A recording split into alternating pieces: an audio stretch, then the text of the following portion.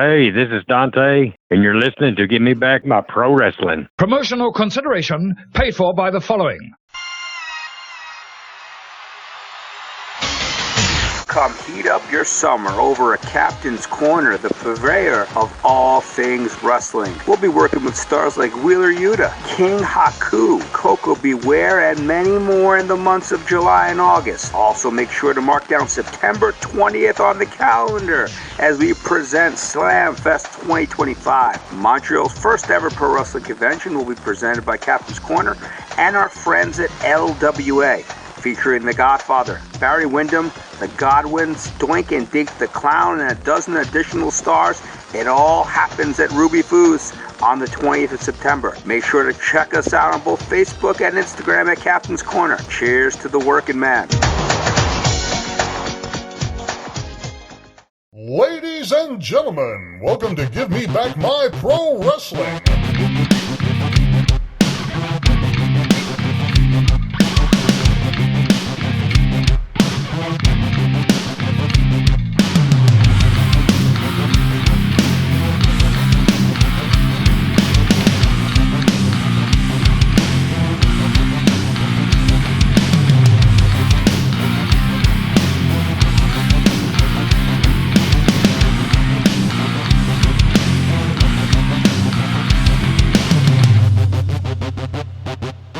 For those who don't know, now you know, baby. This is Hot Rod Biggs, Jared, Jimmy Street. We're going to take them to the limit one more time, baby, right here on Give Me Back My Pro Wrestling. Ladies and gentlemen, welcome one more time to the Give Me Back My Pro Wrestling podcast, and I am here as always with my brother from the same father and mother, the Plastic Sheik, Jared Street. What's up, Sheik? How you doing, brother? I'm doing good, we've got a special episode today, so I'm just going to get to the point. I brought Quinton Quarisma with me. You brought the Territory Wrestling Guru, the co-host with the Mo-host, and the host of This Month in Wrestling History with Quinton Quarisma. The very one. Oh, what's up, Q? How you doing? I'm doing good, guys. How y'all doing? Man, excited that this day has finally come. Are you excited? I'm excited. I'm ready to get at it. All right, man. Well, I'm excited too. Just some quick stuff to talk about. Obviously, our last episode was Dangerous Danny Davis. Thank you all so much for listening and supporting that one. Man, Danny was awesome. Really appreciate that. Of course, we got to thank our buddy Nick at Captain's Corner. Got a lot of cool things coming up. What'd y'all think about Danny's episode? Thought it was great. I mean, he's done a lot, been around everybody, been in some big moments. Anybody that's on the WrestleMania 3 card, I want to talk to, and it's just pretty good. And to hear his story, I mean, start up big time. I mean, he didn't start his career anything lower, so I mean, it's it's pretty cool. Yeah, definitely. Yeah, it was. I really enjoyed that. It was really interesting to hear his story. I didn't know a lot of it, so yeah, I think it was really good. Yeah, good. Yeah, I enjoyed it as well. We obviously hope the listener did too. From early reports, it seems so. So thank you all for that. But honestly, things are going well here. Give Me Back My Pro Wrestling. We're really excited about some new options and opportunities that we have. And today is that example. Quinton, we started this with a segment over, probably we were texting each other in the middle of the night. And I had this idea of, maybe you presenting some cool things to talk about the history of which, I want to, not only are you a great question asker or question creator, whatever, but you are also a historian. So basically we got to take advantage of your historianship, if that's even a word. And so we turned it into a segment. Obviously, I wanted more. I know you probably did as well. And, thinking about it more and more, I got to thinking, man, this would just make a great episode. We sometimes are thinking of what are we going to do on the next episode? And this one creates an easy option for us every month. Quinton Quarisma, you're going to be doing This Month in Wrestling History, and today is the first one. So we're excited, brother. Oh yeah, I'm ready to roll. You're ready to roll. I love it. Well, Sheik, let's hit the commercials. What do you think, man? Let's do it. All right, we will be right back with episode 1 of This Month in Wrestling History with Quinton Quarisma after these messages. This is Kroll, and you're listening to Give Me Back My Pro Wrestling with Jimmy Street and Jarrett the Plastic Sheik.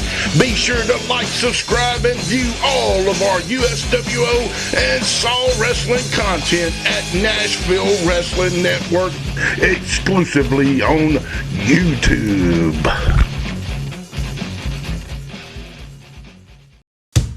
Hey, my name is Tammy Reynolds. I am the wife of Forsaken Rick Reynolds, that super cool guy that everybody knows and loves. And I represent West Side Sauces. I make sauces, I bottle them, I seal them, I sell them. I have a hot honey sauce, I have a sweet sauce, I have a hot sauce, I have a white sauce that's so yummy you can use it on everything.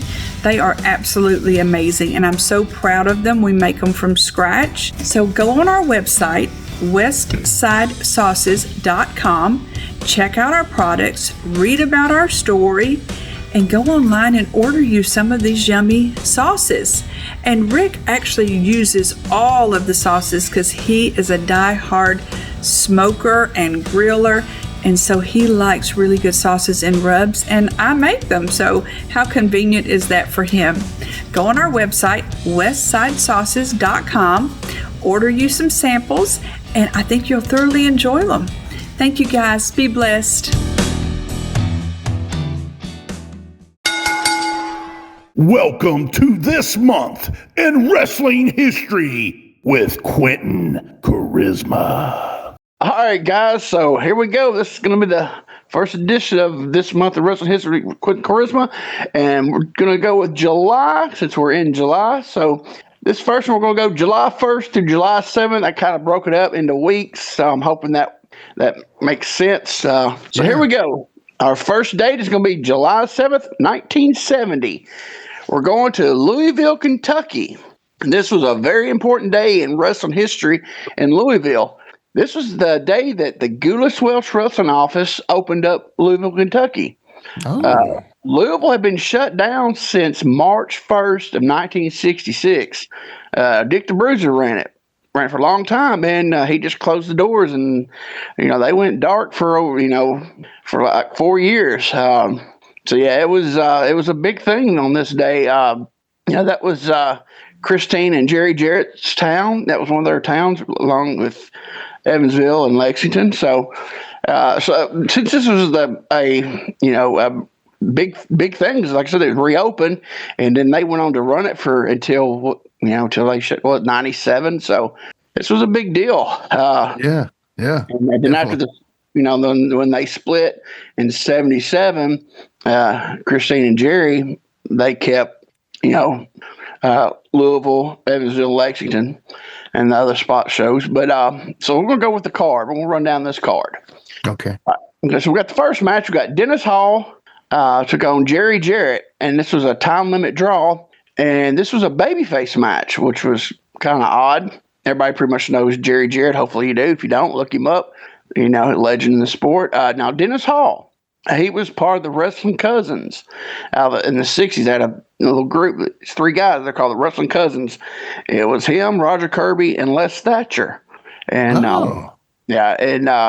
Dennis Hall worked for the Goulas office off and on for 10 years. He worked everywhere, but he would come through and have long stints for Goulas territory, off and on. So he was kind of a mainstay, if you want to call it a mainstay. So then we go to the second match. We have Bobby Hart beat Eddie Marlin. Now Bobby Hart was Dante. He was a version of the Mephisto and Dante. He was Dante with Frankie Kane. Great Mephisto Frankie Kane.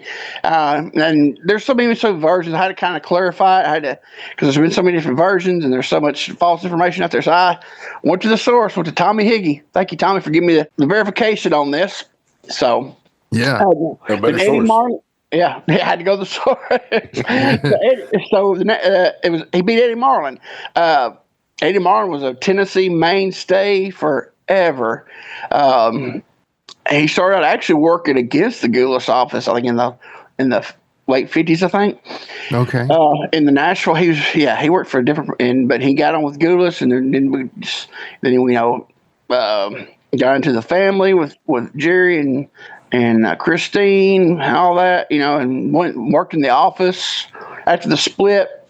He was their right hand man. Eddie Martin, especially on all the spot shows and all that stuff. Cornette talks about a story about how Eddie Martin would be riding around these Tennessee, Kentucky, and North Mississippi towns, and East Arkansas towns, with $2,000 and $3,000 on him. Sometimes even more than that from these spot shows, taking it back to the office late at night. It wouldn't surprise you somebody figured that path out, and knock him in the head or something, man. He was strapped. I'm sure he was. I'm sure. Yeah. Nobody thought about that back then, Yeah. Nowadays, it's probably a different story. All right, so we're going to go over to the third match. As Tojo Yamamoto beat Joe Sky. Now, everybody, surely you know who Tojo Yamamoto is, especially if you're from the Middle Tennessee area. He's a legend. If anybody out there listening don't know who he is, look him up, man. He's one of the legends of Tennessee wrestling. So honestly, you're listening to the wrong podcast if you don't know Tojo. Sorry. So Joe Sky's an interesting character. He also worked in the Gulf Coast area as Joe Turner, and his off-and-on partner was a guy named Bill Bowman, and they were an actual version, one of the versions of the interns. Yeah, and I think it was. I want to say it was in Gulf Coast. They were one of the versions. After the originals, they were. We kind of had that question about. Was a few weeks back or last month, the guys asking about the different versions of people under the hood, and here's one of the examples. You got Joe Sky and Bill Bowman. He worked for Goulas off and on for 10 years. I mean, he worked a lot of the Southern Territories, and also here's another thing. He actually was a version of the Great Mephisto and Dante for Leroy McGurk. Okay, guess who his partner was? Oh man, I don't even know. Dennis Condrey. Oh my gosh, of course. And I want to say that Joe Sky was Dennis Condrey's stepdad at one time. I think. I think. I don't hold me to that, but he was. But they were Mephisto and version of Mephisto and Dante for Leroy.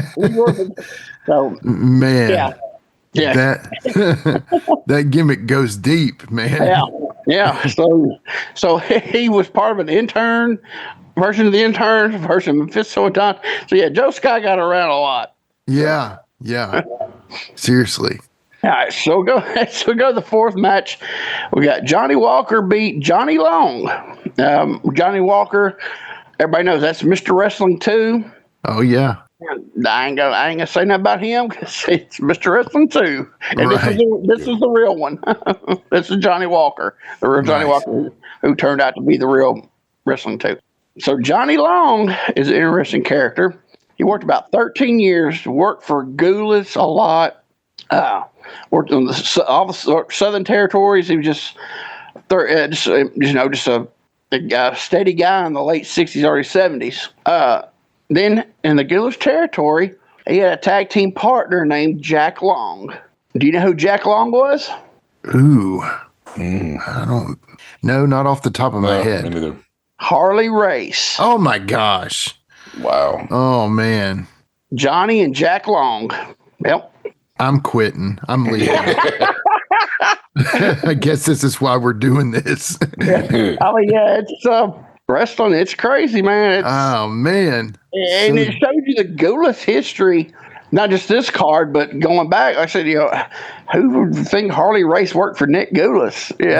Right. Crazy. Yeah. Daddy said sail. I'm just Daddy said sail. Yeah, it was long before that, though. Right, long before that, yeah. Well, he actually came back around, and when Harley traveled, as a champion, he actually came in and worked George. But anyway, so we're going to the fifth match, the main event. We got Lynn Rossi and Bearcat Brown defeated Al Green and Frank Martinez. Okay, if you don't know who Lynn Rossi is, he was basically in the late 50s, 60s, toward the early 70s. He had a car wreck and his career kind of got ended. But he was Douglas's number 2 babyface behind Jackie Fargo. And they say he was actually a bigger babyface than Jackie in the southern part, like the Birmingham area. Okay. Yeah, him and Bearcat Brown, in Birmingham, they were over so big time, and they were one of the first mixed race tag teams in the South. Maybe the first, I don't know, but they were definitely one of the first, if not the first. That's cool. And they were, in Birmingham, they were over like Rover in Birmingham. So that's awesome. So check them out if you can. Look up something. Like I said, Liam goes in a car wreck in the early 70s and basically had to retire. He did come back, I think, in 78. Did a little stuff in 78, 79, but he worked in the Goodless office after the car wreck and everything. So the team selected, they beat Al Green and Frank Martinez. This was a 2 out of 3 falls. I don't know how many falls it was, but it was a 2 out of 3 fall match. Now, Al Green was a Goodless mainstay in the late 50s, 60s, up into the 70s. Him and Al Green, Don Green were the original Heavenly Bodies. And they also, Al Green teamed up with Phil Hickerson, and they were called the Sherman Tanks. But the Sherman Tanks. Yeah. Wow. Sherman Tanks. Yeah. And then Frank Martinez, he was a journeyman. What I know him best for is being one half of the Blue Infernos with Gypsy Joe in the late 60s for Goodless. Okay, yeah. Okay. But that's what I know Frank Martinez most about. So gotcha. I like that. So we're going to go through the second part of the first week. We're going to July 6th, 1985. We're going to Charlotte, North Carolina, the American Legion Stadium. This is the first NWA Great American Bash. Nice. I love it. Thank you. This is awesome. You're so kind. I wasn't going to do the whole card because it's really long, but I was like, man, it's the first one they ever did. It's the first. So I'm going to go over the card. But yeah, it was, I saw that. I was like, wow. So in the first match, we got Buddy Landell versus Ron Bass. It was a time limit draw. Yes. And at the time, they were both heels. Yeah. Even though in this match, Ron is more the baby because Buddy out heals him. I've seen this. And Buddy was still with JJ Dillon. JJ Dillon at this time. And Buddy was getting a good push because he was getting shots against Flair for the title around this time. Right. So Buddy Landell's one of them kind of what ifs to me. Like, I don't know, like what if things have been different or something? I don't know. Oh yeah. Yeah. If he would, I don't know. I don't know that because I wasn't there, but from all I've read that, if he would have applied himself more, got away from those demons, because they were really wanting to push him at this time. So. Yeah. Yeah, he was a great heel too. Yes.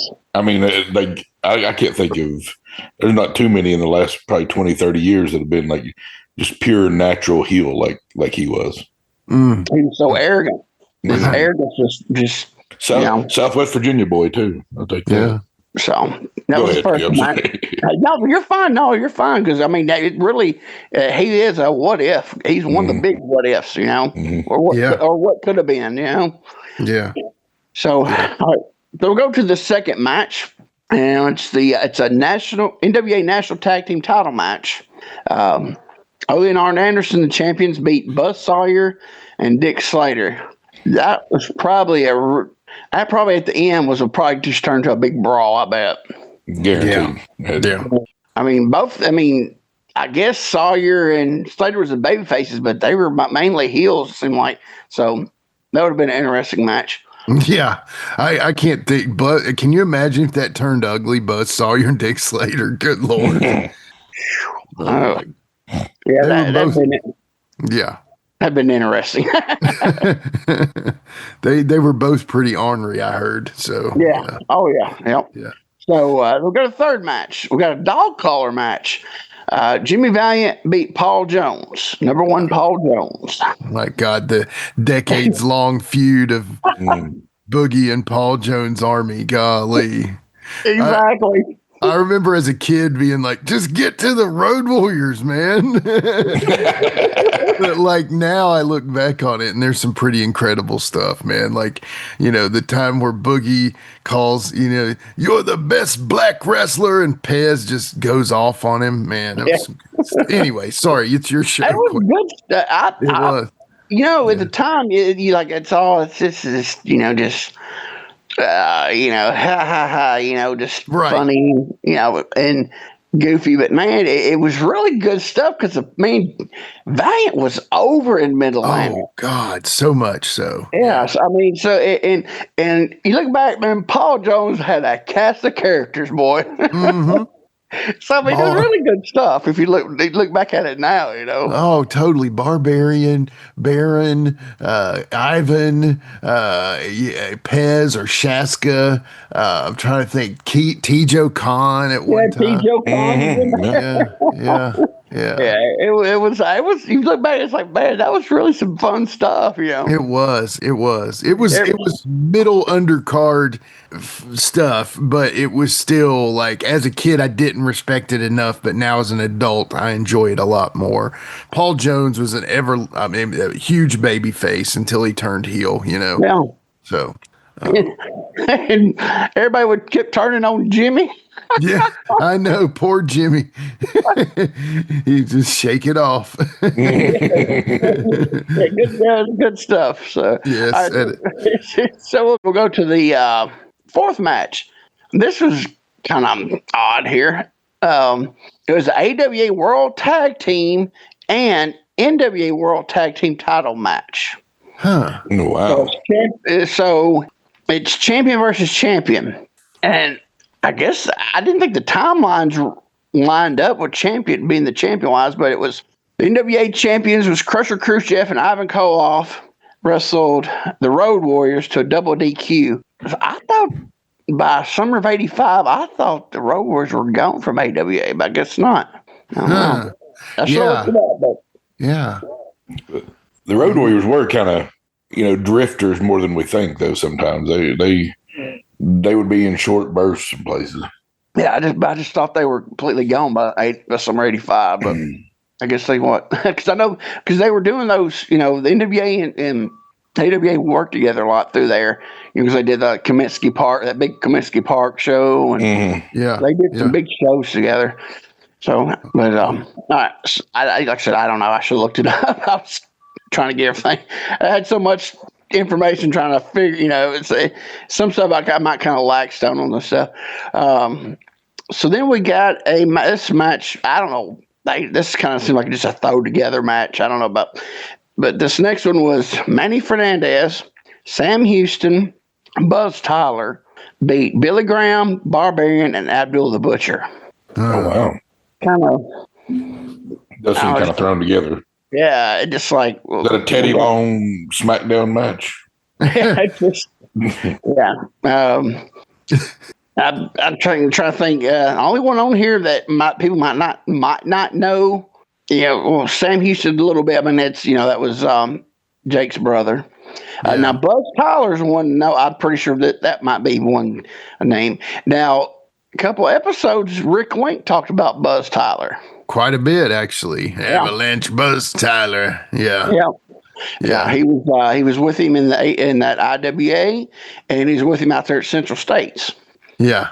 So Buzz Tyler's name's been brought up on the program, and he was definitely a Central States mainstay. Buzz Tyler. So yeah.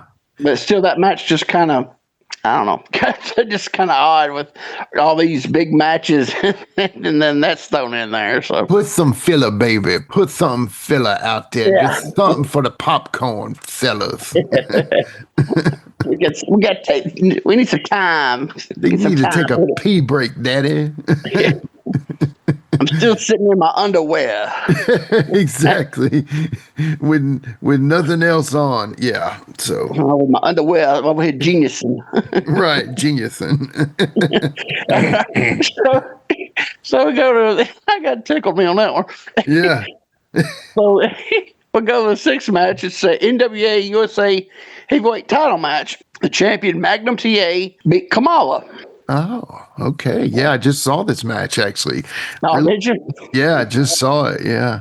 I've been looking at these as they've been dropped on the YouTube, and yeah, this is a good match. Different, but Kamala, Magnum's still kind of in his Mid-South phase, I guess, right now. So yeah. So everybody knows Magnum, everybody knows Kamala, hopefully. Yeah. Great match, though. Yeah. So then we go to the seventh match. This is and this kind of shocked me that it wasn't the main event. It's an NWA World Title match. Champion Ric Flair beat Nikita Koloff. Yeah. Yeah. But then when you see the main event, I guess you kind of know why it was. But yeah, Ric Flair. Then Nikita was still green at this time. Yeah. Really? Nikita said this match kind of put him on the map. So big time. Yeah. So we'll go to the main event. The eighth match is the main event. It's the NWA World TV title match. It's non-sanctioned cage match. Oh. And Dusty Rhodes beat Tully Blanchard and became the new NWA World TV champion. Oh, yeah. So that's why that was the main event. That was a non-sanctioned cage match for the title. Got it. And man, they had some great battles. Dusty and Tully's feud is underrated. I'll say that. Most definitely. Yeah. Most definitely. Yeah. Because everybody thinks about the Tully and Magnum feud, and get the Dusty and Tully gets overlooked. Totally. Couldn't agree more. Yeah. So that was the first ever Great American Bash. Well, I appreciate that for sure. Great stuff.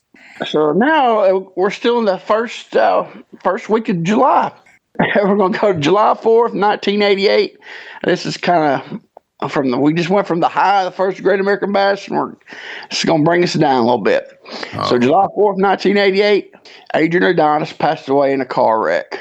Yeah. Along with him, Dave McKingley, which we've talked about him several times on this program. He was the Canadian Wild Man, the Canadian Bear Man. He had the guy had the Bears. Yep. And they ran his own promotion up in Canada. He was in that. He passed away. And also Pat Kelly. He was him and his brother Mike Kelly. And Mike Kelly was the only survivor of the crash. Yeah. Those three passed, and Mike actually survived. It happened in Lewisport, Newfoundland. And, so they were up there, and a lot of people saying that Adrian was about to go back to New York, WBF. I don't know if that was true or not, but he had been in AWA, and he was working up in Canada this time. Also, the Kelly brothers, we said Pat and Mike, they were big time in Canada. They worked ever in Canada. They worked for Gunkel and Gunkel in the 70s. Okay. And they came to Memphis in 88. And they were called the Clones. And they first of all, I saw them. I was at Sports Radio Nashville. They came out. It wasn't scary, but it was really weird. I mean, they played this gimmick. It made it look so much a lot, and just I don't know. It was kind of freaky, weird. Like it's like, man. I mean, they did the gimmick perfect. It's like they wasn't scared. It's just their mannerisms. It's like wow. So there's a team. So they, instead of being twins or brothers, they were clones. Yeah, they're called the Clones. Yeah, it was, and they were like their faces were real pale. They just I don't know. It was just Man. It was weird, and they were pushing them. They put the tag titles on them. Then one of them got hurt. Huh. Yeah, pretty much they were gone. Gotcha. Huh. And so then later that year, they passed. One of them passes away in the car wreck. So man, yeah, that was a not a good time for the wrestling business. So yeah. So we'll go to we're going to go up to 1991 now. We're going to go to July 1st of 1991, and this was big time at the time. Ric Flair leaves WCW and vacates the NWA World Title. I know. Crazy. He takes it with him. Yeah, and took the belt with him. Said, adios, I'm out of here. And that was big time at the time. I mean, that was, that changed a lot of stuff. No doubt. Is that when they wanted him to be Spartacus or whatever? I think it was that time period, yeah. Golly. And there was money, there was, something about Jim Herd and the contract, and it was a mess, man. I think that set WCW back a little bit. Oh, yeah, I agree. I don't think they knew where to go with that belt. Not that belt, but the one they brought. And I just don't think they had. I don't think they thought Flair was actually going to leave. Right. They had no backup plan. Right. And they were so confident that he wasn't going to leave. Yeah. Exactly. Yeah. And I remember. I saw the Jim Herd come on the TV and said that Ric Flair, and I was like, oh, this is that old. He'll come back under a mask, or you know what I'm saying? Yeah. Let's find out. Then you're watching WWF, and lo and behold, Ric Flair comes out on their TV. It's like, oh my goodness, he did leave. He did. I know. So yeah, that was like I said, it don't, on paper you look at it, but you think about it, it's like, man, that had big time effect on the wrestling business. Absolutely. Part of the money dispute was that back in the day you had like a deposit down or something with the belt, didn't you? You had to put so much money down. So he wanted that money back, and they wouldn't send him that money. Yeah. And he said, well, you're not getting the belt then. And send me money. I don't know if it was 10 or 20 grand or something like that, but whatever. Yeah. It's something along those lines. And basically they wouldn't give him the money or send him the money. And he said, well, you're not getting the belt. Yeah, I know back in the day they did that. And you had to have that. They had to be bonded and all that crap, and put a deposit down and all that. So yeah, it was a mess, man. Yeah. WCW, and if you watch those main events and Saturday nights, there was good stuff, but just behind the scenes on everything, they said it was a mess. Yeah. Yeah, I bet it was. I can't. What was Jim Herd's background though? He wasn't fast food. Fast food. He was Pizza Hut. Yeah. I was like, I didn't even know if it was wrestling at all, but I was like, it wasn't fully wrestling if it was, but it's like. No, he had never do anything with wrestling. And it showed. Was the name Spartacus? Did they want that because of the Turner library, and they owned Spartacus and they wanted to capitalize on stuff like that? I don't know. They did that with RoboCop and stuff like that, but I don't know if that was early enough to be in the case or not on that. I don't know. I don't know. I don't really know. I've heard the Spartacus thing, but I don't know all the ins and outs. When you hear it, you're like, oh, whatever. That's stupid. Go on. Yeah. Put that on somebody else, No doubt. Bring in Chick Donovan. Seriously. You're putting it on a multi-time world champion that's he's right at 40 in this time period, and it just doesn't make sense. He's so established. You don't need to do anything different. Company. Exactly. Yeah. Right. Jeez. Anyway, all right. So we're going to get to the second week of July. This is July 8th to the 14th. Okay. We're going to go to July 9th, 1963. It's Minneapolis, Minnesota, and this is a AWA World Title match, 2 out of 3 falls. The Crusher beat Vern Gagne. And this was the Crusher's first title run.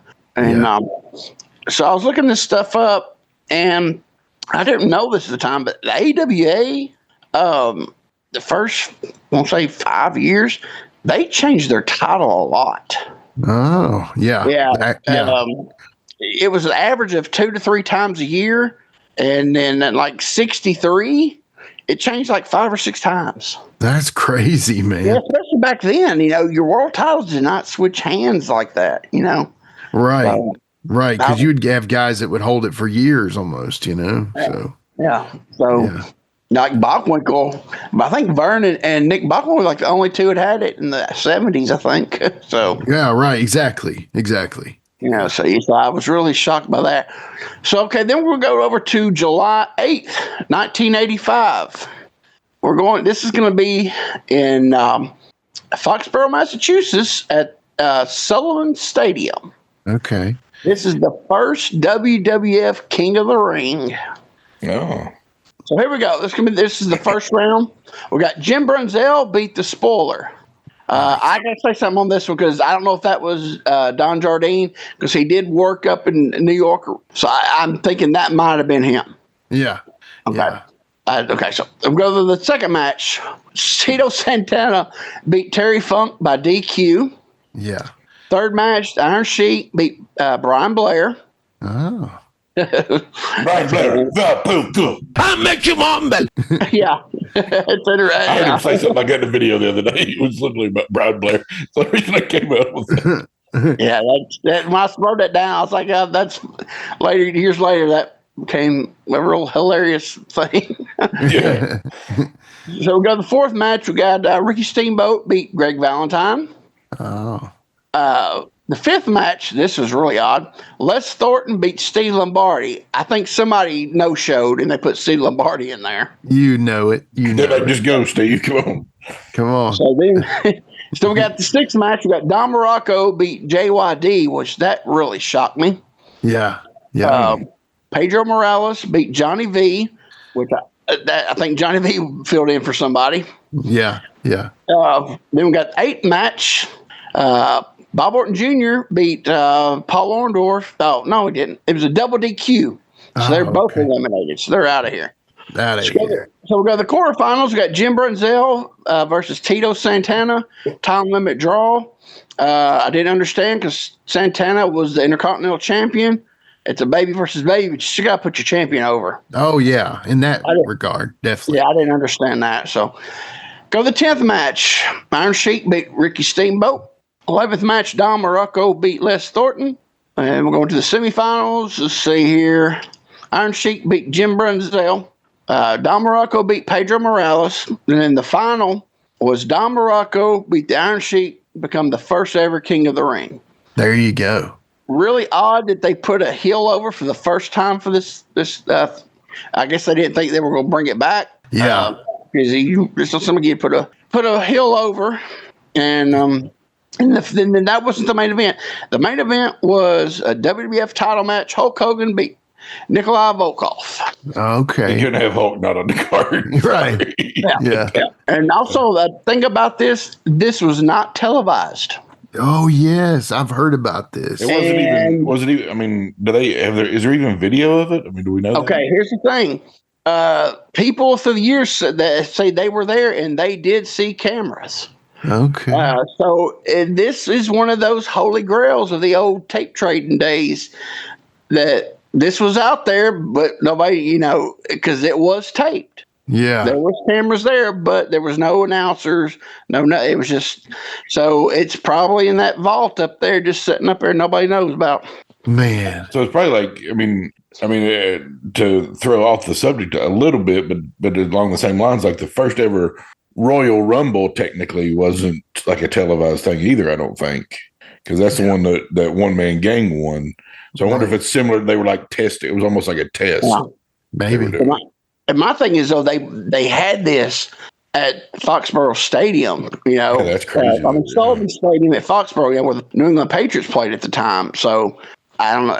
So and I think somebody said I've seen attendance 20,000. I've seen some 22,000. So I mean, that's that's cool. I think maybe it's like, they tested him out, like you said, the Royal Rumble and this idea. Like maybe Pat Patterson would have an idea, and Vince would like, well, let's run it at a house show or whatever, and see how it works. And then that's how it turned into what it was. But that's cool. It's weird that they chose two heels, though.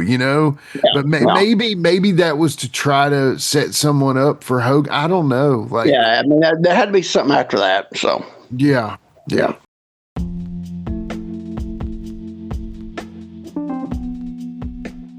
And now a word from our sponsor.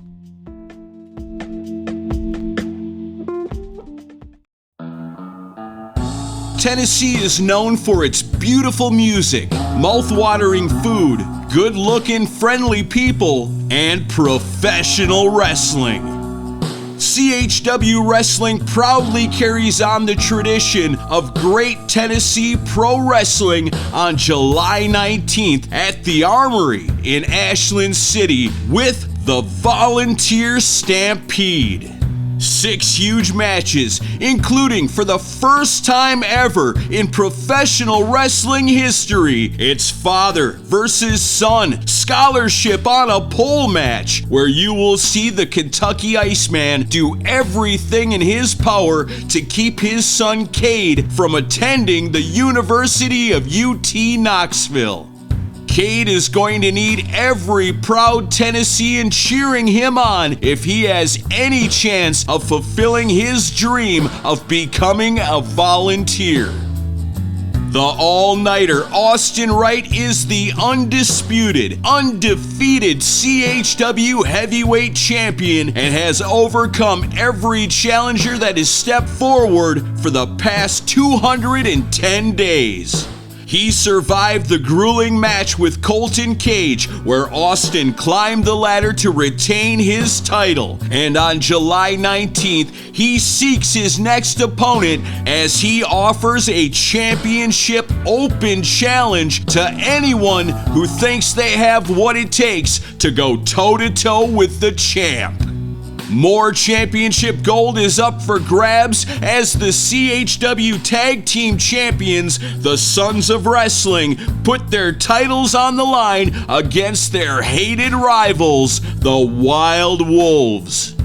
Plus, the return of Tennessee legend, the Boogie Woogie Boy, Gary Valiant, as he comes to Ashland City, branding his own form of law and order as the CHW Special Guest General Manager, which puts him in charge and makes him the Boogie Woogie Boss of the night.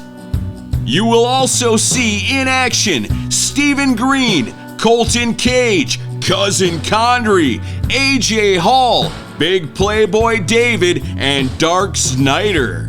See what happens as Jason Xavier fights to get his son back from the evil clutches of Nick White and Josh Crow.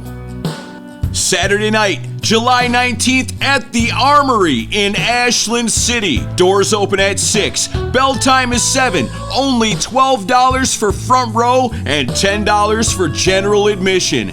It's dinner and a show, so bring your appetite for the delicious Southern concessions. Photos and autographs with the Boogie Woogie Boy. Classic Tennessee wrestling is alive and well in Ashland City with CHW. So we're going to go to July 14th, 1986. This is the second one. And okay.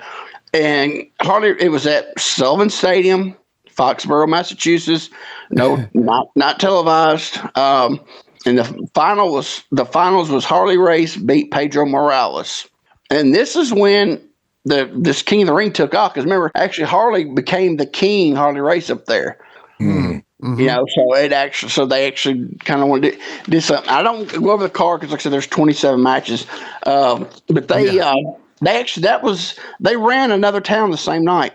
Wow. They run London, Ontario, with the Rougeos versus the Hart Foundation on top. Now I'm not going to go over this card, but I'm going to point out a couple of the guys on here. Let's see. Okay, this is weird. in the first 3 matches, Don Morocco lost and Iron Sheik lost. They were the finals the year before. And they put Rudy Diamond in this, so that had to be somebody that didn't show up. And guess who else made an appearance? Mr. X. I was gonna ask. Yes. That's awesome. Yep. Yeah, I was about to ask that. Yeah. And then they threw in Bruno Sammartino beat the designated hitman. Okay. I don't understand that. Bruno working in 1986 and somebody under a hood, probably Steve Lombardi. I was going to say probably Steve Lombardi with that. And just like that made no sense. And then the main event wasn't the King of the Ring. The main event was a WF Tag Team title match in a cage. British Bulldogs beat the Dream Team. Okay. Valentine and Beefcake. Yeah. So that whole thing was weird. Yeah. Yeah, definitely. It's crazy that now arguably they have as big a roster as they've ever had, and they don't run. I don't think they do that anymore. A and B towns anymore, do they? Where they run on the same night? That's I don't think so, because they only run 3 nights a week now, maybe. Right. Yeah, they don't run half as much as they used to. Right. Yeah. So I guess that's part of it, right? In 86, they were red hot, man. That's true. They might have been running 3 towns because, who knows? Yeah, I don't blame them. Yeah. So, all right, so we're going to go to the week of July 15th through the 21st. Okay. And the first we're going to go to is July 18th, 1948, and this is one of the biggest things in wrestling history. The NWA was formed in Waterloo, Iowa, at a meeting that took place in the Gold Room of the Hotel President. Wow. Wow. That's awesome. It was Pinky George. He represented Des Moines, Iowa. Max Clayton represented Omaha. Yeah. Orville Brown, which they made Orville Brown their first champion that day. He was there representing Kansas City. He was representing George Simpson. He was over Kansas City, but he wasn't there, so Orville Brown represented him in the meeting. Okay. Sam Mushnick representing St. Louis. Wally Carbo for Minnesota, but he was representing Tony Stetcher, who was over Minnesota at the time. And everybody says Frank Kohler was there out of Chicago, but Frank Kohler was not at the meeting. But he did send his vote in and was part of it, but he was not present at the time. Man, they need to make a movie about that time, dude. Yeah. I mean, it may only be for nerds like us, but seriously, I would love to have been a fly on the wall in that room. Can you imagine?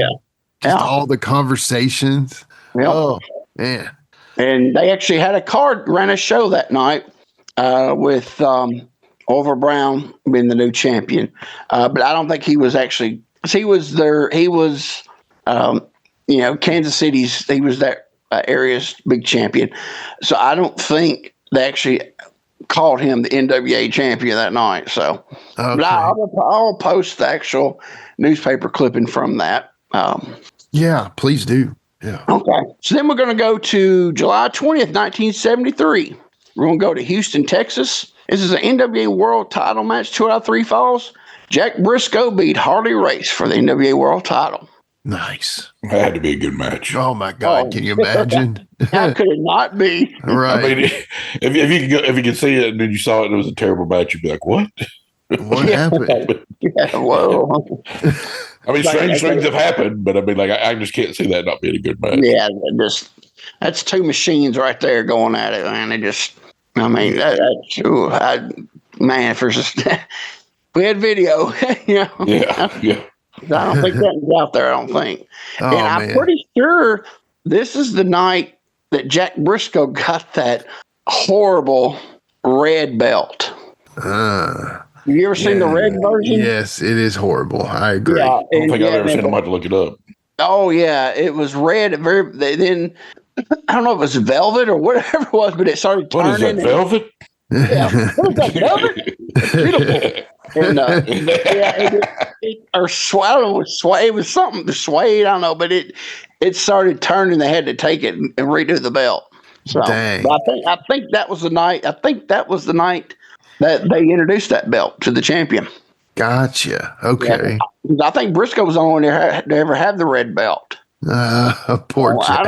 I think Hardy walked out with the old one with the crown jewel, and then they. So I don't think Hardy actually I don't think he ever actually carried the red velvet or red belt, whatever it is. But anyway, so here we go now. We're going to go back down to we're bringing ourselves back down. And this impacted wrestling big time. July 17th, 1988, Bruiser Brody was murdered in Puerto Rico. Oh, man. Yeah, I remember hearing about that and being like more like affected than I thought I would be. I was like, oh no, one of them got killed. How can they get killed? Like I thought, I didn't realize it got that bad. You know what I mean? Like, oh, horrible. You know, I would see every now and then you'd see a little something from Puerto Rico in the magazine. It'd just be blood and guts, and it's like. Right. And, and I remember watching Bruiser Brody at World Class at the time. I'm like, there's no way somebody could have killed him, Right, Yeah. right. I mean, I wasn't smart to the business, but you just look, even if you are smart, it's like, how can somebody kill Bruiser Brody? It's like, I know. it's a wild man, I know. So, and that just, and basically that killed Puerto Rico's business, Oh, had to have. Yeah, had to have. And then they arrested that Invader 1, and then all that come out, and the whacked out trial, but that just killed their business because it smartened everybody up. Yeah. So, by the way, go back to our Gator McAllister episode and you can hear a story about how Gator spent some time alone in a locker room with Invader. So yeah, I would be. I'd be peeing myself. Yeah, seriously, I would be. Yes, I would be peeing myself. That's exact what I would be doing too. Yeah. Yeah, but I just sad. Yeah. No, it keeps getting sadder. Oh no. All right, so I had to put this on here. So July 16th, 2001, Terry Gordy passed away. Oh man, July's a tough month, bro. Yes. Man. Oh, and it's going to get worse. Oh, of course. Oh, my gosh. Terry Gordy. Wow. What there's no question. He's my favorite free bird. You know what I mean? Like, he's the best one. He's the romping, stomping, but golly, what a worker. That big Michael, Oh, you can't. He was one of a kind. No, totally. There's been people try to be like Gordy, but there was never, Yeah. And his time period, he was a big man that could fly. He would hit them ropes at World Class, and I'll be like, oh my gosh, he's going to go, because, they were low in those sportatorium ring, and man, he'd hit them things 90 miles an hour, and you're like, and him being that big, it's like, oh my goodness, Yeah. Man. Terry was so far ahead of his time that he would still be ahead of his time right now. You know what I mean? Yeah. It's a sad day for the wrestling world. So it's going to be out of order a little bit. So July 16th, 1994, we're going to go to Philadelphia, Pennsylvania, and we're going to go to, it's going to be ECW's first ECW Heatwave card. And this eventually became one of their pay-per-views. This is called Battle for the Future. And the reason why I even mentioned this was because the main event, I'm going to have to go see if I can find this. The main event was the Funks versus Public Enemy in a no-ropes barbed wire match. What?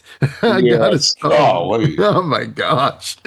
Oh man. And Terry, he took a bump and got all tangled up. He did. He did. It sure is God made apple butter, So I'm about to go. I wasn't gonna throw it in there, but I was like, man, just for that match, I got to. I got to throw that one in. Yeah. That's a great one, man. All right, so we're going to go to the last week of July. Okay. And we're going back down. We're going to go bring it back down. We're going to go to July 27th, 1976. and this changed the Middle Tennessee area wrestling scene for a long, long time. On this night, there was a car wreck. It claimed the life of Sam Bass, Frank Hester, and Pepe Lopez. They were known as the Dominoes. They passed away in a car. It was in a car wreck in Dixon County, Tennessee, on Interstate I-40. Yeah. And that changed the Middle Tennessee wrestling scene forever. You know, man. I had no idea July was such a packed month.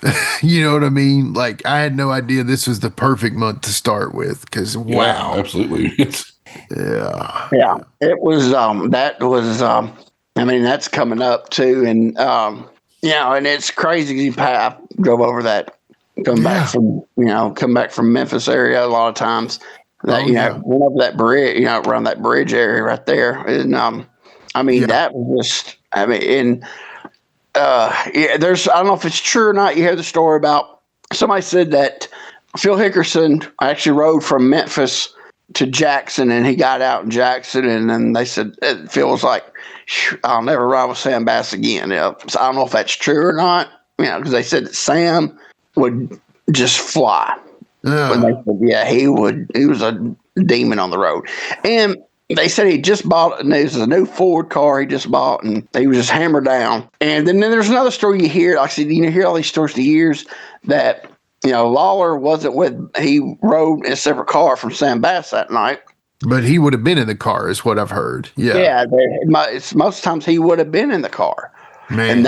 And you talk about a what if, you'd think if Lawler would have been in that car. Memphis probably would have never took off like it did. I mean, it was already taken off, but I'm putting it this way, after the split, there probably not would have been a split. Right. I mean, because Memphis if Lawler would have passed, because I know 76 Lawler. I mean, he was just starting to get hitting his peak a little bit. He said, he hit it, really a lot after that. He just took off, but I don't think there would have been a split because Jarrett. I don't think Memphis would have been drawn as big. I mean, they were drawn, the biggest town in the territory, right? But you don't have Lawler. Yeah. No, I know what you mean. Yeah, that could have changed everything for everybody. I think that's probably one that I think that that's one of the bigger what ifs. I mean, because that would have changed history in the Gillis territory. I mean, absolutely. And then I also had a story that Jerry Jarrett come up on the wreck, and somebody said that's Sam's car. And they said that he just started bonkers. He thought Lawler was in there too. He just saw his whole territory go away. Yeah. So I don't know if that's true or not, but and then Nick wasn't even there. He was at home asleep when they got the phone call. So he didn't even go to Memphis that night. And so I mean that's just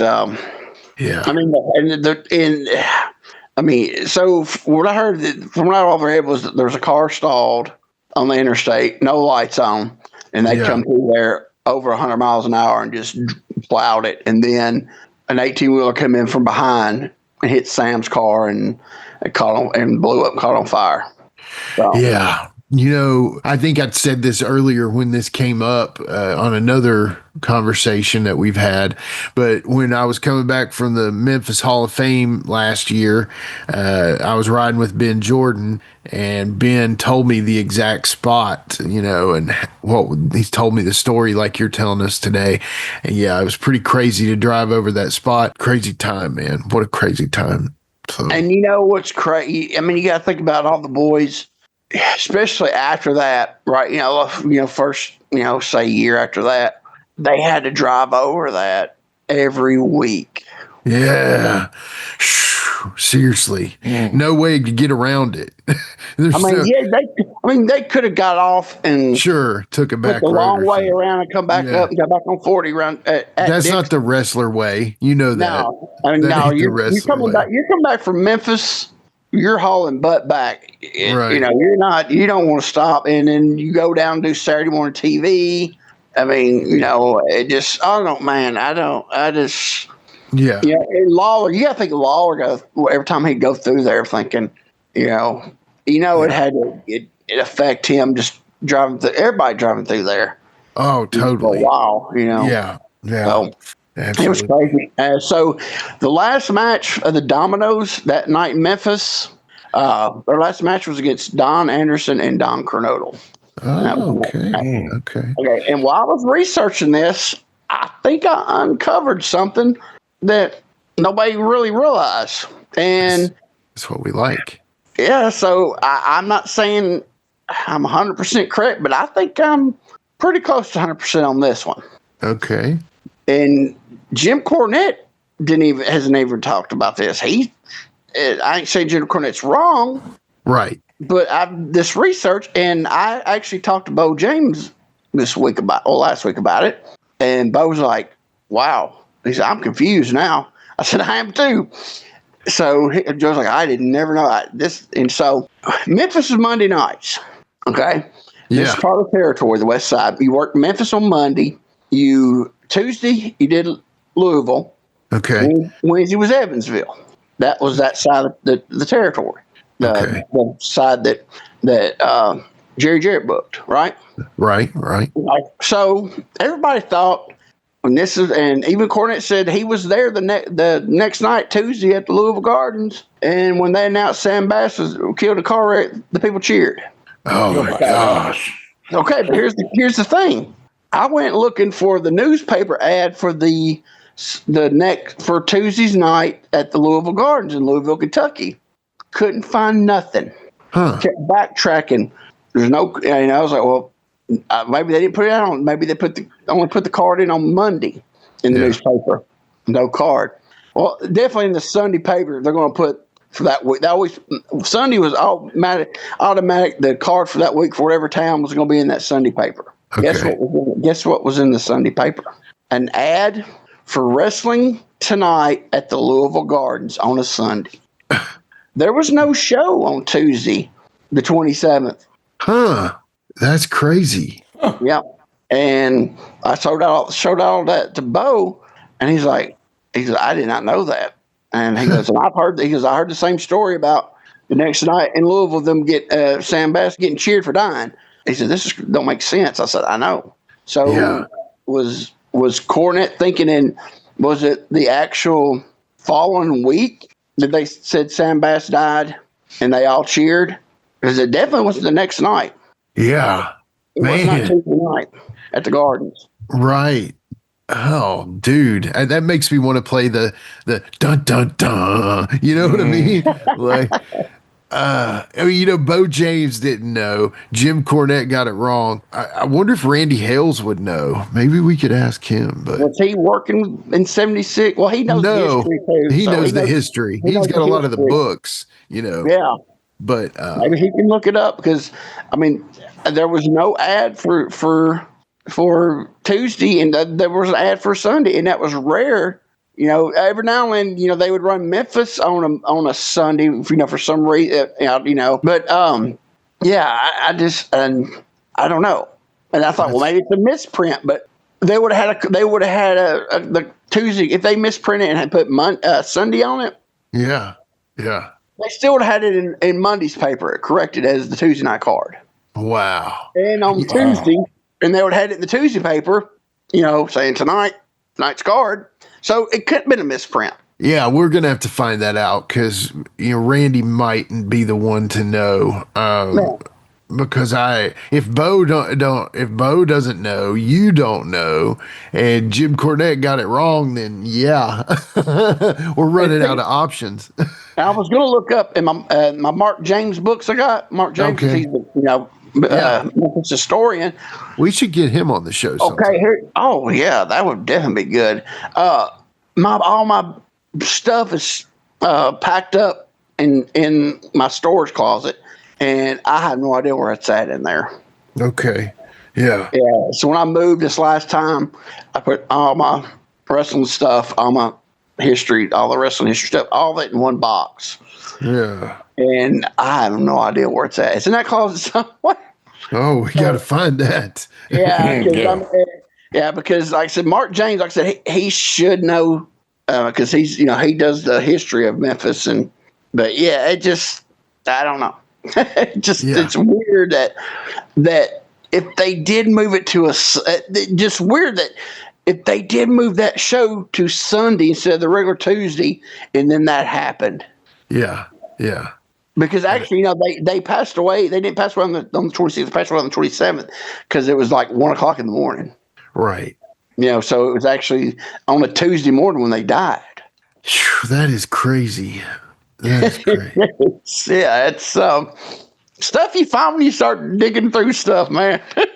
Yeah, that's crazy. Yeah, we got to find the answer to that. And like I've always said, and I talked to Bo about this a lot, wrestling out of sports, out of TV, music, out of everything, our history is the worst. Archives documented. Yeah.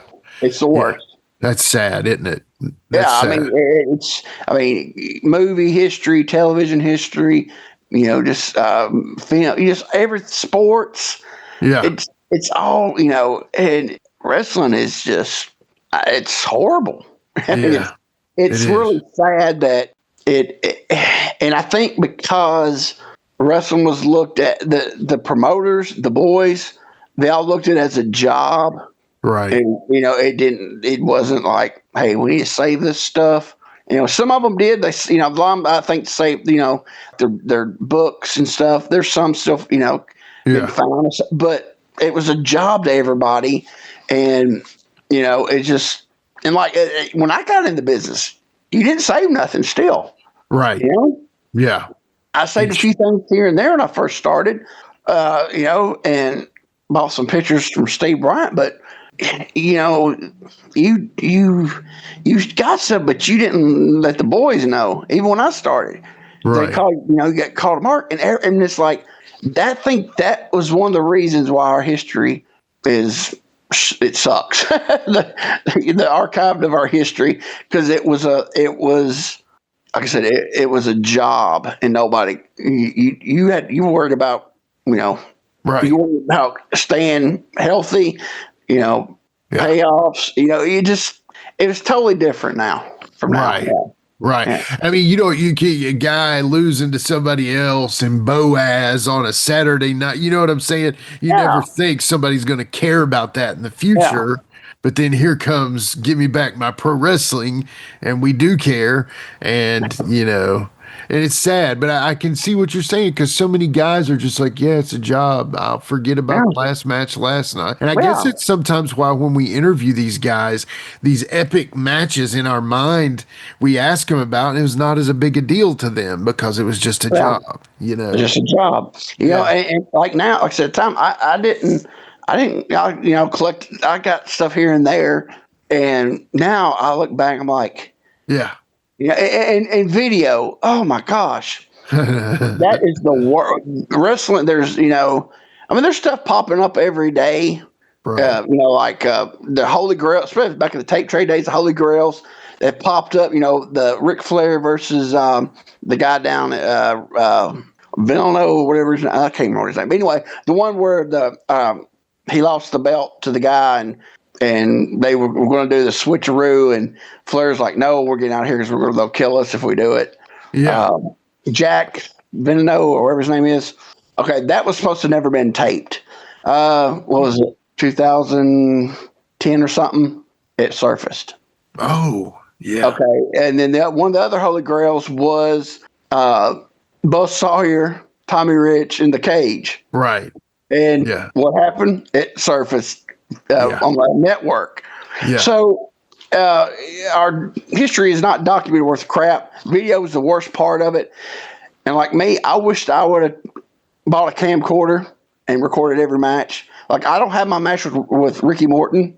Oh, man. That's sad. And I'd give anything for that. And just then I look back at matches and I'm like, oh my gosh, that would have been a good, there's no video. Man. And so it's just from the very beginning on down, it was a job for every generation. Nothing was kept hardly, Yeah, right. So, that's sad if you think about it, because I mean, how much stuff is just lost to time. I mean, we've talked about it before, Yeah. But I'm still on the video part. like I said, some of the back, when I was big in tape trading, the two of the Holy Grails were found. Yeah. So I'm always, thinking there's going to be stuff.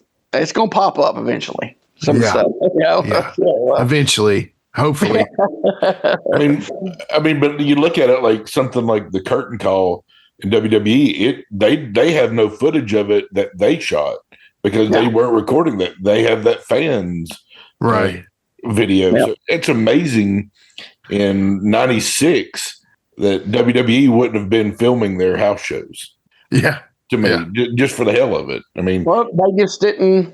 I mean, they weren't worried about it because all their production went to their TVs. Yeah. So they just didn't. That's all that mattered was they're not going to send a camera crew to record something they're never going to use. So I mean, that's a good point. It's like it goes back to the. I know we're getting way off topic here, but they talk about how in the late '70s, Flair and Steamboat house show matches blow away anything they have on. It was recorded of them. It's like, oh yeah, totally. I know. Yeah, it's like, so you can imagine if that happened with Flair and Steamboat. Think back through the years of all the wrestlers, all the territories, all the house shows. Yeah. The stuff that was missed is just, it's heartbreaking. Really is, man. It really is. Yeah. So now we're going to go to the last one. It's going to be July 26th, 1986. We're going to go to Greensboro, North Carolina. It's day 12 of the Great American Bash. This is an NWA World Title match in a cage. Nice. Dusty Rhodes beat Ric Flair for the NWA World Title. Oh man, God love it. Just a perfect time in wrestling for me. Sorry. Okay, and we look back and we started we had the first Great American Bash in '85. A year later, they're doing. Oh, this is just day 12. I think they did 16 days or something like that. Something like that. Yeah. I mean, so it's crazy how that one idea the year before just took off. Yeah, totally. They were like, well, that worked. Let's do it in a multitude of times now. Yeah, and I didn't look to see where this it was. I said it was Greensboro. I don't know if they did it outdoor at a baseball thing or not, because they were doing. I know they were doing out. All of those were outdoors. Like they did Philly. So the stadium, they ran stadiums, and I mean that was a big deal. And they had didn't they have Willie Nelson at one, David Allen Coe. I mean they had different singers and stuff.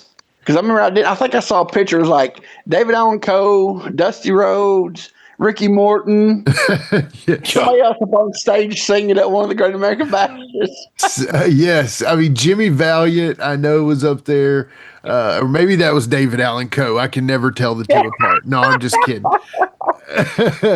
Oh man, yeah, I can't. I know one person that would have loved to have been there was Jamie Dundee. He loves some David Allen Coe.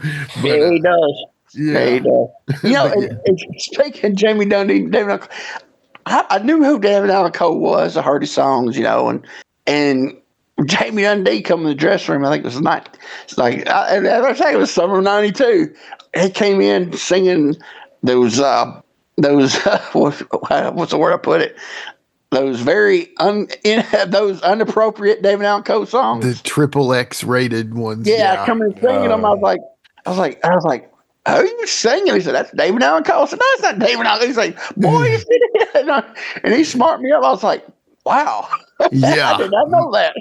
My old record store, for better or worse, it was not my decision, but my old record store sold bootleg copies of that under the table.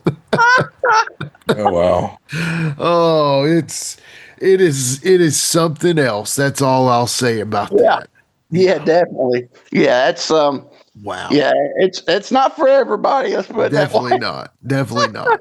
But yeah, definitely not for today's times either. So at all. Yeah. Well, I was thinking, this is about the time that Dundee was there? Because I think it's about the time that that Dutch caught Jamie driving Bill's car. Yes, I'm pretty sure. Yeah.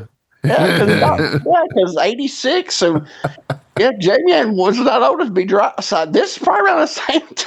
So Yeah. Jamie Yeah. might have been there. Who knows? Yeah, because Dutch was there with the Kansas Jayhawks. He was Yeah. there with daggone it, Bobby Jaggers, right? Yeah. So Yeah.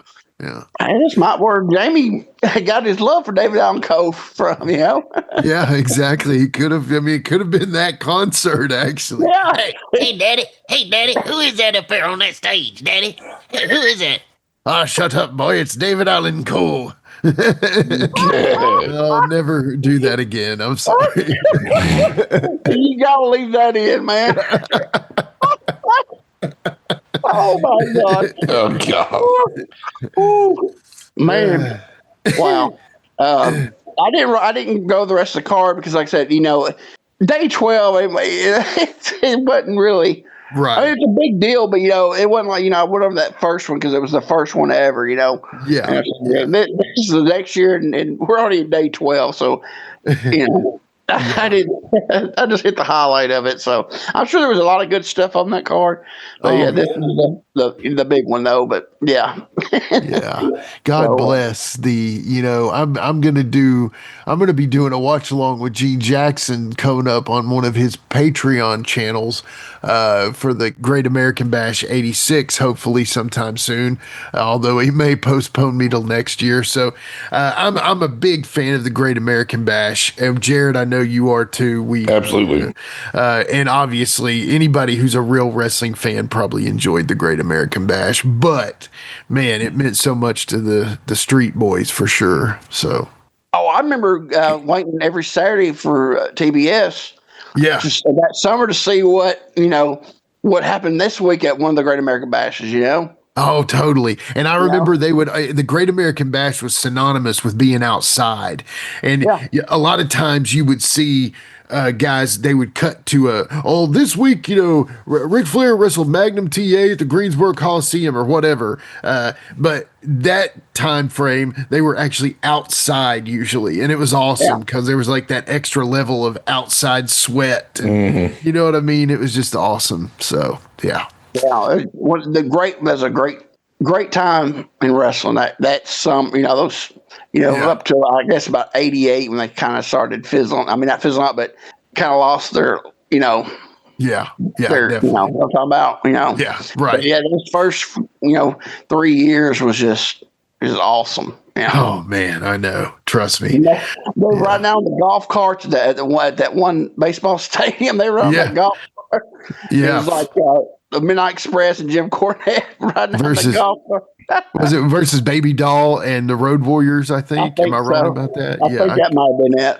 Yeah. But everybody's on that golf cart. Yeah. Oh yeah. Last we talked about the ring cart. The ring cart. Yeah. They didn't dress it. They just use an old golf cart. Yeah. I was thinking it might be cheaper, Sheik, for you just to build one of those. It probably would be.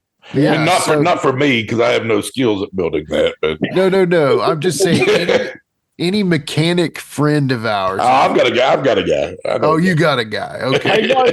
He got a guy, so it's already turning in his head. Yeah, he's got a guy. Everybody's got a guy, right? So, got a guy. Yeah, got a guy. Okay.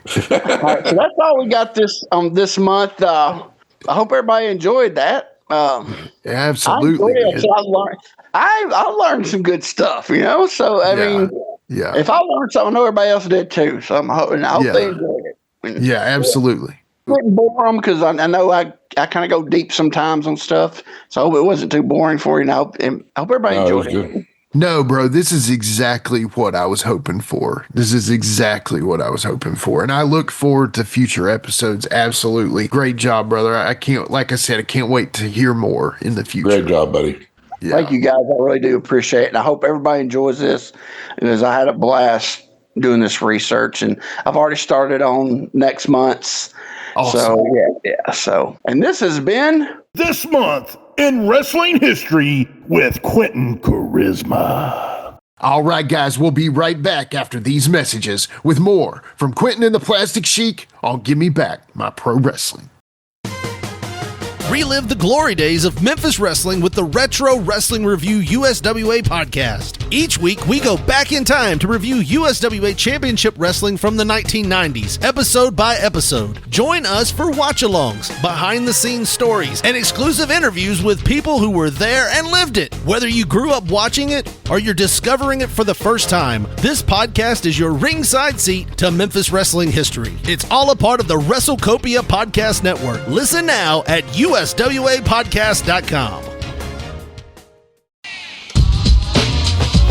That's right, it's the talk of Middle Tennessee, the channel you love to hate and the channel you hate to love. It's Brian Turner from Brian Turner's VHS Rehab. And if you're looking for matches from Wolfie D to Jerry Lawler to Dusty Rhodes and the team that put a pimp before your eyes and a goatee between your thighs, Booty Call and Athena, go to lostwrestling.com. See, I made it easy for you. Brian Turner's VHS Rehab. Booyah. Hi, this is Mike Needham, host of the Reckless Abandon podcast with Mike Needham. We invite you to jump on your favorite podcast platform and search for the Reckless Abandon podcast and give us a listen. I'm sometimes joined by a part-time podcaster, part-time co-host, and full-time wife, Tiffany Nicole. We talk wrestling, we talk pop culture, we talk local events, local happenings in West Tennessee, and a ton of other stuff. But be sure to check out the Reckless Abandon podcast. Find us on Facebook. Also, look up the Microgroup Podcasting family on Facebook and see some of our other podcasts we have out there. Until next time, make good choices and always remember, no dollar, no dice.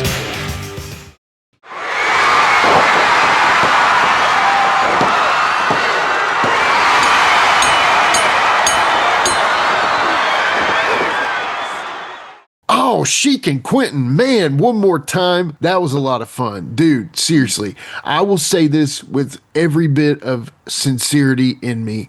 That was awesome, man. Great job. Cannot wait for part 2. I appreciate it, man. And I enjoyed doing it. Good. What'd you think, Sheik? I thought it was great. I mean, I had good expectations because I thought, this is going to be good to have it expanded here more and everything like that. And, Quinton had dropped some, little things that he was thinking about, not like specific, but just like little tidbits he might drop here and there. And it exceeded all my expectations. It was great, man. Yeah, I agree. So obviously, with that being said, we do have some great things in the future. And the way to keep up with that is on @GMBMPW on Facebook, Instagram, X, and YouTube. Thank you guys so much for liking, following, subscribing, sharing, listening, throwing against the wall. Whatever you do, we greatly appreciate it. Guys, I'm for real on this. If you listen to us on Apple Podcasts, if you or a loved one owns an iPhone, Apple Podcast is already on their phone probably. Go on there, find Give Me Back My Pro Wrestling, give us a 5-star rating, and write a review. We're going to throw all them great reviews in a hat and pick the very best, maybe 2 or 3, and we're going to send out a very cool prize pack. But guys, you got to do it to be involved and to be able to get the prize pack. So you got to do it. If you or a loved one or whoever has an iPhone, go into Apple Podcasts, find us on there, give us a review, and that'll start the process for you winning something really cool. I'm talking autographed merchandise, maybe a t-shirt. You never know. Maybe a Plastic Sheik.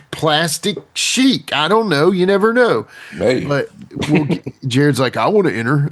Yeah, what do I enter this? How do I get my own figure? But anyway, seriously, guys, we mean it when we say it. Greatly thank y'all so much. Thank you, Quinton, for this incredible show. I'm all about content, and this is some high-quality content. Guys, y'all have anything you'd like to say before we go? No, just a great episode, and I thank Quinton for all his work. Absolutely. Cute. All I got is go buy a shirt. Thank you, brother. Next week, we got another Captain's Corner guest. Should I tell him? Guys? Should I tell him? What do you think? I think they should scope out social media to find out. I agree. Good job, Sheik. @GMBMPW on your favorite platform. Thank you guys so much. See y'all next week. Don't forget. Hello, wrestling fans. Jim Hurd, Executive Vice President of World Championship Wrestling, with a very important statement for you fans. World Championship Wrestling is saddened to report that after extensive negotiations with Nature Boy Ric Flair, stretching over the course of nearly 1 year, the parties have been unable to arrive at a mutually satisfactory contractual relationship. As a result, the WCW board has decided that the best course of action for WCW and its fans is to declare the World Championship title vacant and to determine a new champion at the Great American Bash this Sunday in Baltimore. Lex Luger, the #1 contender and current United States champion, will remain on the title card at the Bash. His opponent, as determined by the WCW board, is one you've been waiting for and asking for a long time.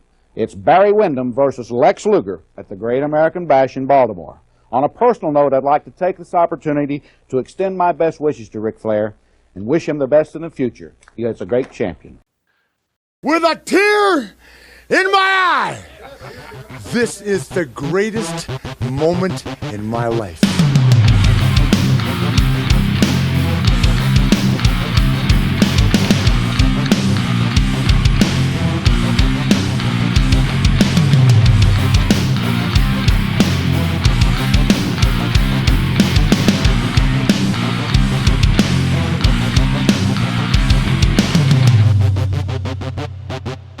We'll see you later.